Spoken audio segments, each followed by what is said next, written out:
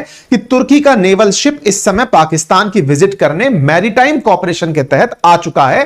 तुर्की, जिसके पास एक बड़ा कोस्ट लाइन है, वो अपनी नेवी के माध्यम से पाकिस्तान को मदद करना चाहता है। इस तुर्की के द्वारा ना केवल इन्हें अपनी नेवी की मदद भेजी गई है, बल्कि इनकी जो सबमरीन है ना, उनका भी मॉडर्नाइजेशन तुर्की के द्वारा कराया जा रहा है। अस्सलामुअलैकुम नाजरीन, जैसा कि आपने हाईलाइट में देखा, हम जिस वीडियो कुछ सेकंड के बाद आपके साथ शेयर करते हैं। पाकिस्तान और चीन की दोस्ती को पूरी दुनिया जानती है, लेकिन आप लोगों को बताते चलें कि पाकिस्तान और तुर्की की दोस्ती भी पाकिस्तान और चीन की दोस्ती से कम नहीं है। क्योंकि जब भी तुर्की पर मुश्किल टाइम आया तो पाकिस्तान उसके साथ कंधे से कंधा मिलाकर खड़ा होता है, लेकिन अगर पाकिस्तान पर मुश्किल टाइम आ जाए तो तुर्की भी पाकिस्तान के साथ कंधे से कंधा मिलाकर खड़ा होता है और जितनी हो सके पाकिस्तान की मदद करता है। और पाकिस्तान और तुर्की एक दूसरे को दोस्त ही नहीं बल्कि एक दूसरे के भाई कहते हैं, और ये बात सच भी है। तो चलिए आपको हम इस वीडियो की तरफ लेकर चलते हैं और सुनाते हैं कि भारतीय मीडिया इस बारे में क्या कुछ कह रहा है।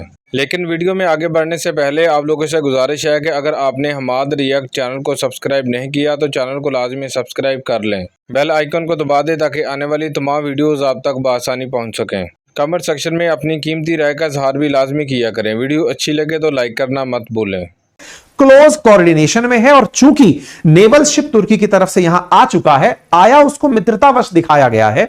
लेकिन ध्यान देने वाली बात यह है कि अगर भारत कोई कार्रवाई करता है और नेवी के शिप पर, जो तुर्की का नेवल शिप यहां आया है, उसे अगर कुछ होता है तो नेवी के साथ साथ तुर्की भी यहां इन्वॉल्व हो जाएगा भारत के साथ युद्ध में, और वो डायरेक्ट कन्फ्रंटेशन करने होगा। बहुत सी जगह भारत में ये न्यूज चलने लगी है कि भारत अब शायद युद्ध कहां करेगा, भारत युद्ध की तैयारी छोड़ चुका है, भारत युद्ध से पीछे हट चुका है।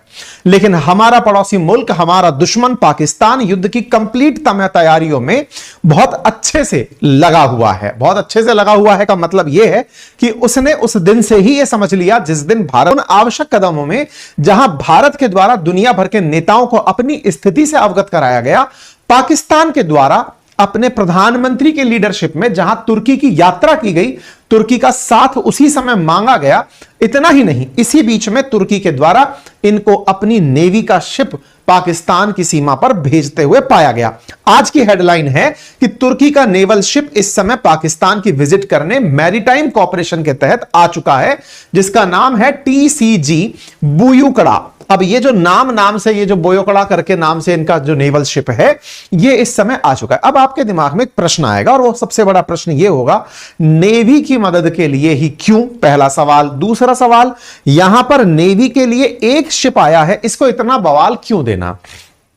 पहले ही आंसर कर देता हूं। पहली बात में आंसर तो यह है, नेवी इसलिए क्योंकि पाकिस्तान अपनी सेना को तो मजबूत पाता है, नेवी के मामले में यह काफी, ऐसे में इसे दुनिया का समर्थन चाहिए। तुर्की, जिसके पास एक बड़ा कोस्ट लाइन है, वो अपनी नेवी के माध्यम से पाकिस्तान को मदद करना चाहता है। इसका सिंबॉलिक रूप से यहां प्रेजेंट होना भी कि इसका नेवल शिप यहां पर है, क्या केवल नेवल शिप भेजा है? नहीं, इनके एयरफोर्स चीफ यहां आके मिल चुके हैं, आर्मी युद्ध अभ्यास कर चुकी है। तुर्की पूरी तरह से पाकिस्तान के साथ इस मसले पर टिका हुआ दिखाई दे रहा है। यहां की कुछ तरह आपको दिखाता हूं, जहां पर पाकिस्तान नेवी के जो फौजी हैं, ये चीयर लीडर बने हुए दिखाई दे रहे हैं। जहां पर तुर्की का एक नेवल शिप बहुत अच्छे से पाकिस्तान में वेलकम होता है। ना केवल इसका वेलकम होता है, बल्कि नेवी के जो यहां के सैनिक हैं, जो नेवल ऑफिसर्स हैं पाकिस्तान के, उनको पहले हाथ में झंडे पकड़ाए जाते हैं। इस बीच में इनके नेवल ऑफिसर्स के द्वारा तुर्की के नेवल ऑफिसर्स का वेलकम किया गया, और बाकायदा यह देखा गया कि पाकिस्तान की जो कोस्ट लाइन है, जो अरब सागर के साथ जुड़ती है, उस कोस्ट लाइन की सुरक्षा के लिए पाकिस्तान के पास जो असला है वो कितना तैयार है, नंबर एक, और तुर्की की नेवल से, मतलब जो नेवी है, वो इनको कितनी तरह से ट्रेन कर सकती है, इसके लिए ये लोग यहां पर आ पहुंचे हैं। हम इसके बारे में और डिटेल से जानेंगे कि इनकी नेवी तैयारी क्या कर रही है। देखिए, इंडिया में ना एक बहुत अच्छे से इस समय नैरेटिव बनता जा रहा है, और ऐसे में फिलहाल के लिए यह पोर्शन बहुत मायने रखता है। एक यहां पर इंपॉर्टेंट बात और भी है, और वो क्या है, तुर्की के द्वारा ना केवल इन्हें अपनी नेवी की मदद भेजी गई है, बल्कि इनकी जो सबमरीन है ना, उनका भी मॉडर्नाइजेशन तुर्की के द्वारा कराया जा रहा है। और तो और कुछ दिनों पूर्व ही, जिस दिन 22 तारीख को पहलगाम में हमला होता है, उसी समय पर तुर्की के 7 प्रधानमंत्री ऑफ पाकिस्तान मुलाकात कर रहे होते हैं। उस दिन मुलाकात कर रहे होते हैं, अगले दिन उनसे कस्में खिलवा रहे होते हैं, और उसके बाद में तुर्की की तरफ से जब भारत का रिएक्शन देखा जाता है, इंडस वाटर ट्रीटी को हम लोग जैसे ही बंद करते हैं, उसी समय पर तुर्की के द्वारा हवाई जहाजों में भर के माल पाकिस्तान भेजा जाता है। बहुत सारा डिफेंस इक्विपमेंट भेजा गया।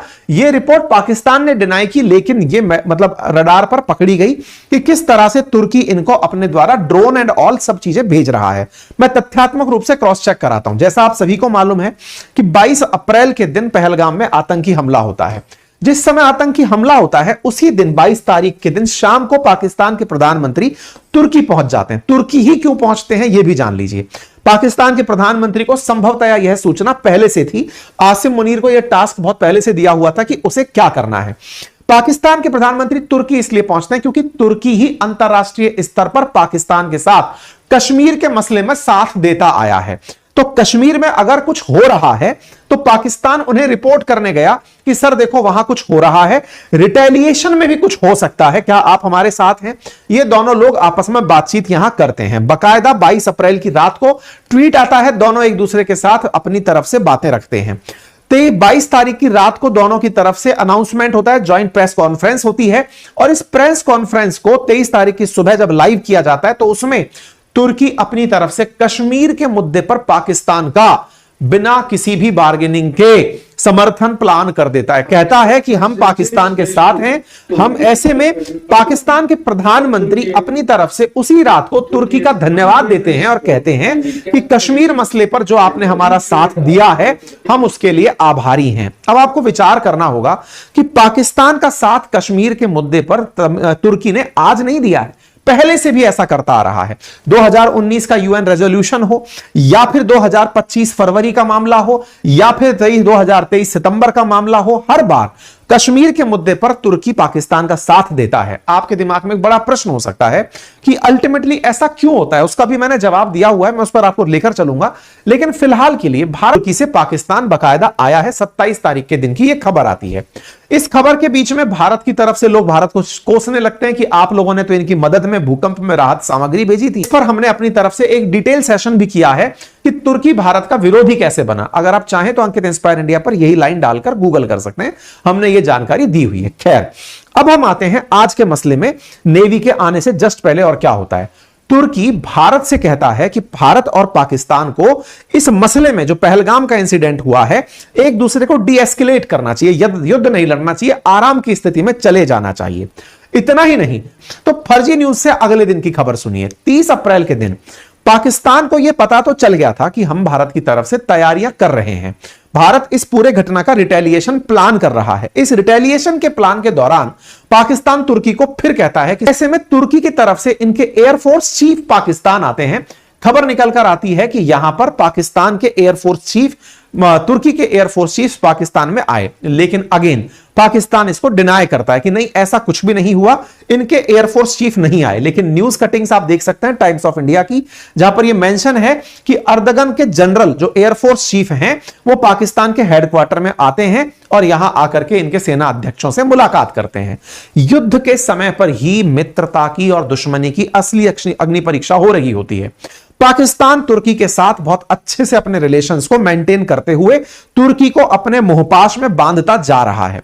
हालांकि हमने पहले भी बताया है कि तुर्की को पाकिस्तान से चाहिए क्या। आंसर केवल इतना है कि वो ओआईसी में या यूएन में और जहां मुस्लिम देशों का प्रतिनिधित्व होता हो, तुर्की को अपनी पुरानी जो खलीफेट है, खलीफा बनने की जो चाहत है, उसे वापस जिंदा रखना है।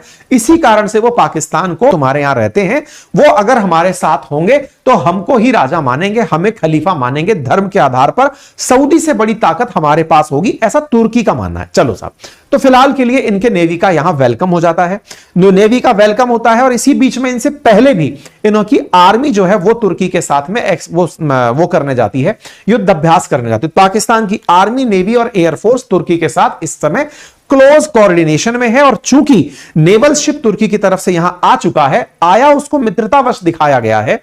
लेकिन ध्यान देने वाली बात यह है कि अगर भारत कोई कार्रवाई करता है और नेवी के शिप पर जो तुर्की का नेवल शिप यहां आया है उसे अगर कुछ होता है तो नेवी के साथ साथ तुर्की भी यहां इन्वॉल्व हो जाएगा भारत के साथ युद्ध में और वो डायरेक्ट कन्फ्रंटेशन करने होगा।